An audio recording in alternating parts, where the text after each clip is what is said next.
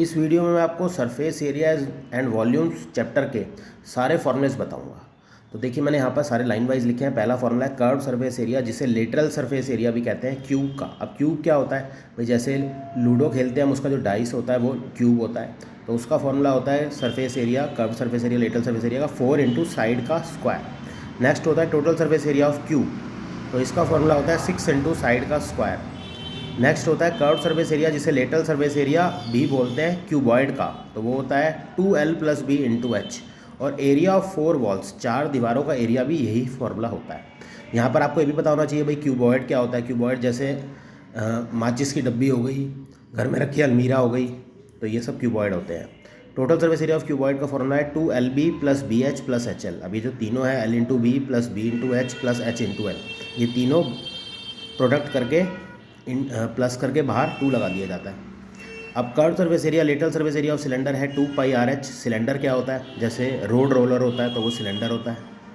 Next है total surface area of cylinder 2πRh + r। ये सारे फॉर्मूले बहुत इंपॉर्टेंट हैं।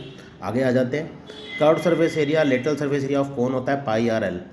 कोन आपको पता है क्या होता है, जैसे कोनिकल टेंट भी होता है। Total surface area of cone क्या होता है πRl + r। एल यानी स्लांट हाइट बोला जाता है, जिसे ये एक तरीके से, ये मैं इजी लैंग्वेज में कहूँ तो ये एक तरीके से टेढ़ी हाइट होती है। इसका फॉर्मूला होता है r² + h²। Curve surface area, total surface area of sphere का सेम फॉर्मूला होता है 4πr²। नेक्स्ट है curve surface area of hemisphere. Hemisphere क्या होता है कि भाई जैसे बॉल होती है तो वो तो स्फीयर होती है, अगर बॉल को बीच में से कट कर दिया जाए तो वो हेमिस्फीयर बन जाता है। उसका कर्व सरफेस एरिया का होता है 2πr²।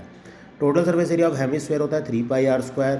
वॉल्यूम ऑफ सिलेंडर होता है πr²h। वॉल्यूम ऑफ कोन होता है 1/3πr²h। वॉल्यूम ऑफ क्यूब होता है साइड की क्यूब।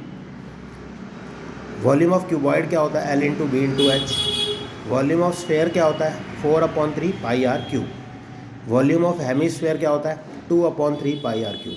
अब यहाँ पर मैंने आपको सारे फॉर्मूले तो बता दिए हैं, लेकिन मैं आपको ये भी बता देता हूँ कब वॉल्यूम निकलती है और कब सरफेस एरिया निकलता है। मान लीजिए हम सिलेंडर की बात करते हैं, तो यहाँ पर अगर हमें सिलेंडर की कैपेसिटी निकालनी है, सिलेंडर में कितना कोई चीज़ आ सकती है, तो उसके लिए हम क्या निकालेंगे, वॉल्यूम।